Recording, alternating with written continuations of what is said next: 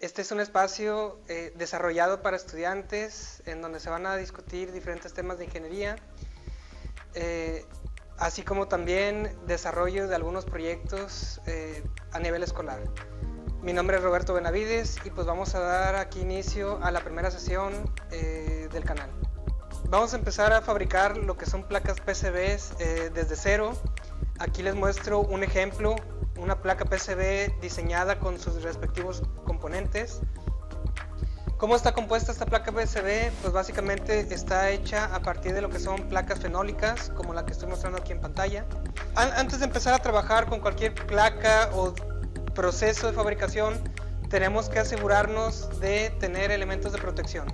Por ejemplo, siempre es importante tener lo que son guantes de látex o nitrilo para evitar nosotros contaminar la superficie de cobre de una placa fenólica. Otro elemento importante de seguridad que vamos a tener que utilizar son lentes de protección cuando trabajemos con reactivos químicos, pues en un proceso que ahorita les vamos a exponer, y también durante el proceso de perforado de las placas PCB. Vamos a utilizar lo que es una hoja transfer, que ustedes la pueden encontrar en cualquier tienda de electrónica básicamente. Puede ser un Steren, una tienda X, etc. Entonces, en esta placa, en esta hoja transfer, ustedes van a imprimir previamente un diseño que tengan de una placa. Como la hoja solo se puede utilizar una sola vez, pues tienen que llenar todo el espacio lo más posible. Incluso esto nos va a ayudar si yo tengo algún error durante el proceso de fabricación. Para poder fabricar la placa, nosotros tenemos que tener primeramente cortada el PCB del tamaño correcto, donde nosotros, nuestro circuito, lo podamos cubrir completamente. Pues vamos a proseguir con el primer paso, que es el planchado. Entonces, lo que vamos a realizar aquí va a ser cuidadosamente con un pequeño trapo para proteger lo que es nuestra superficie. Cuando hagan este tipo de operaciones, siempre es recomendable tener una madera para evitar dañar la mesa o el mueble en el que se encuentran trabajando. Vamos a colocar nuestro circuito integrado, impreso previamente en la hoja transfer, en una zona donde alcance a cubrirse todo, donde no salga ningún espacio fuera del circuito. Tenemos que cortar estas pequeñas hojas en un tamaño suficiente para que no esté demasiado pegado a la placa fenólica. Ahorita les voy explicando el porqué. Y tampoco puede sobresalir. El primer paso que vamos a realizar es que con una plancha previamente calentada vamos a colocarla en un extremo exterior de nuestra hoja transfer y vamos a empezar a moverla suavemente por toda la superficie de la hoja. Esto es para evitar corrimientos, evitar que empecemos ahí a esparcir la tinta de la impresión de una forma equivocada. Y una vez que empieza a agarrar temperatura, lo que vamos a hacer es, por medio de movimientos circulares, estar dándole varias pasadas hasta que la hoja se torne de un color un poquito amarillo. Entonces, recuerden, durante esta operación de planchado no se debe de imprimir fuerza realmente sobre la superficie, porque eso lo único que va a provocar es el esparcimiento de la tinta y va a cerrar algunos canales o juntar pistas del circuito. Nunca lo deben de retirar hasta que esté totalmente listo, y puede durar aproximadamente 1 minuto o 2 minutos. Una vez que se terminó de enfriar, después del planchado, se introduce en un pequeño recipiente donde quepa toda la placa fenólica con la hoja que fue planchada. Se sumerge durante 10-15 minutos hasta que la hoja se humedece suficiente como para poderse desprender fácilmente. Entonces, una vez que ya esté suficientemente mojada, entre los factores se puede desprender solo o bien la podemos quitar poco a poco para evitar que cualquier pista se vaya a caer durante el proceso de extracción. Si se fijan, es normal que en algunas tarjetas nos quede un poco de tinta en la hoja transfer. Tenemos que corroborar visualmente que la mayoría de nuestro circuito esté correctamente impreso.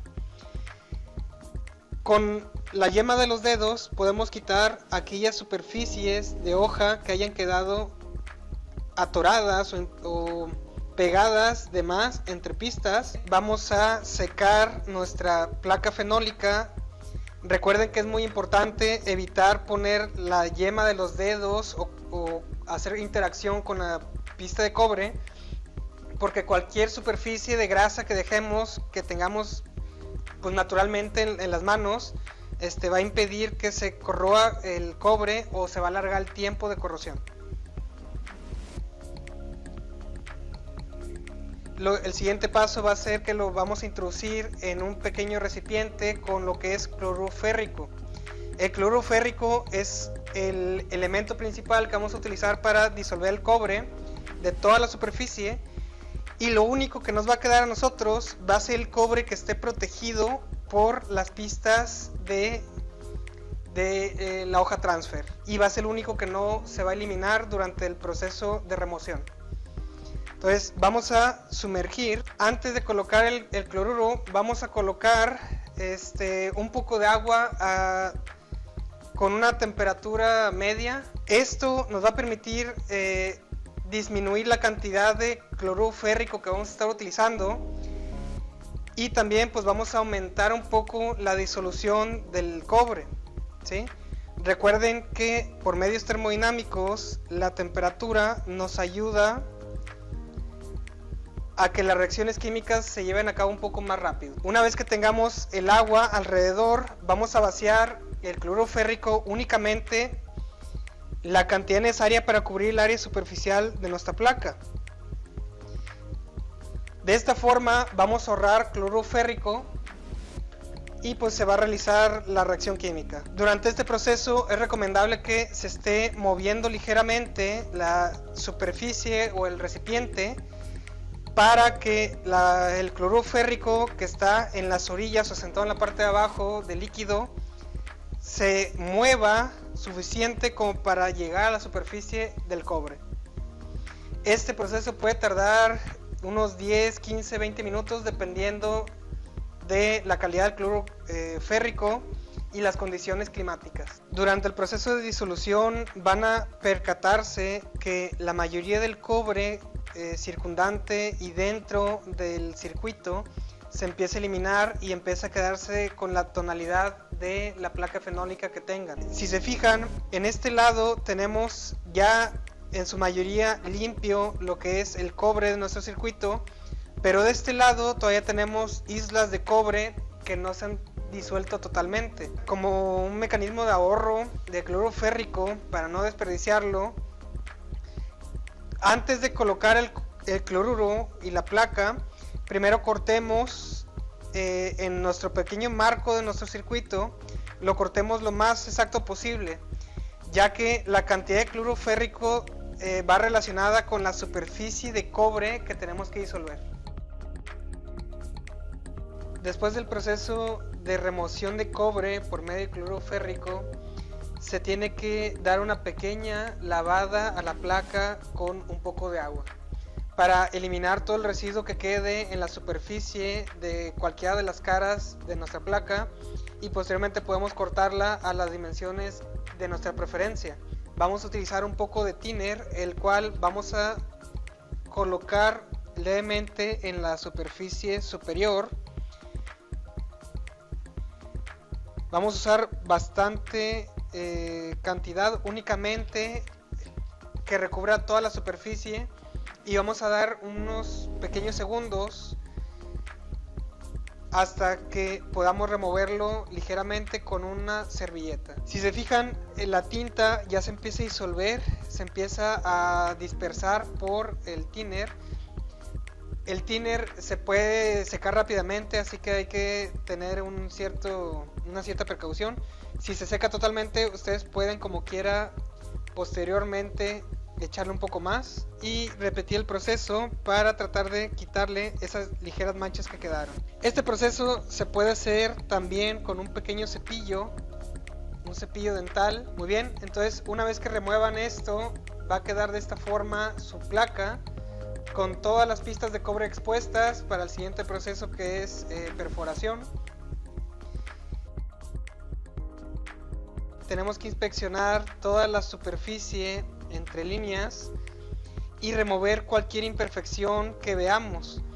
Normalmente nos pueden quedar pequeñas, lo que se conoce como puentes, que son pequeñas pistas de cobre en lugares donde no deberían estar, y es importante removerlas antes de realizar cualquier otra operación. Vamos a empezar a perforar con un mini taladro. Estos mini taladros trabajan principalmente con brocas muy delgadas que pueden ser desde un 64avo, un 32avo y un 16avo, que son las más usuales en electrónica. Entonces lo que vamos a hacer ahora va a ser que en cada uno de las posiciones donde van a ir diferentes componentes electrónicos, vamos a perforar de la siguiente forma. Sin aplicar mucha fuerza, vamos a dejar que el taladro avance ligeramente hacia abajo y ustedes van a sentir cuando lleguen al otro extremo. Entonces aquí podemos ver cómo se extrajo todo el material durante el proceso del maquinado, y esta operación se va a repetir por cada una de las pistas. La siguiente parte de la fabricación de las PCBs corresponde a colocar los diversos componentes en la placa previamente perforada. Estos componentes por lo general van a tener una cierta cantidad de pines, los cuales tenemos que garantizar que la perforación sean del tamaño correcto. Se colocan de tal forma que los pines se alcancen a apreciar en el lado contrario, teniendo cuidado que no se caigan. Y entonces, al observar de este lado los pines, del lado del cobre, vamos a proseguir a realizar la soldadura. Para soldar la placa, primero vamos a utilizar un flux, el cual nos va a permitir que el material de soldadura que vamos a utilizar, que es estaño, funcione de una forma mejor. Y lo que vamos a realizar es colocar el estaño cerca de los pines y la pista de cobre, para lo cual vamos a tener que calentarlo primero con un cautín. El cautín debe estar regulado aproximadamente en unos 428 grados. Vamos a hacer contacto con la punta del cautín en una de las pistas de cobre, haciendo contacto también a su vez con el pin del componente. Si se fijan, aquí únicamente tengo que acercar el estaño y vamos a ver una gota de soldadura que debe de cubrir perfectamente alrededor del pin.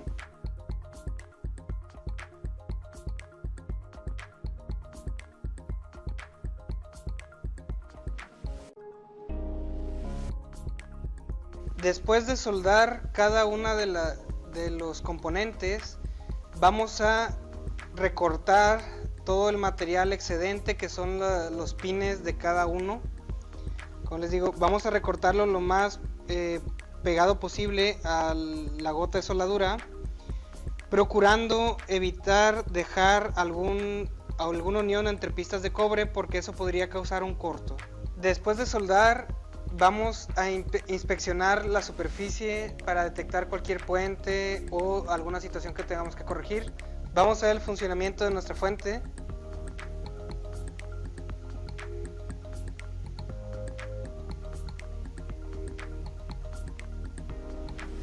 Y con esto demostramos todo el proceso de la fabricación de esta placa.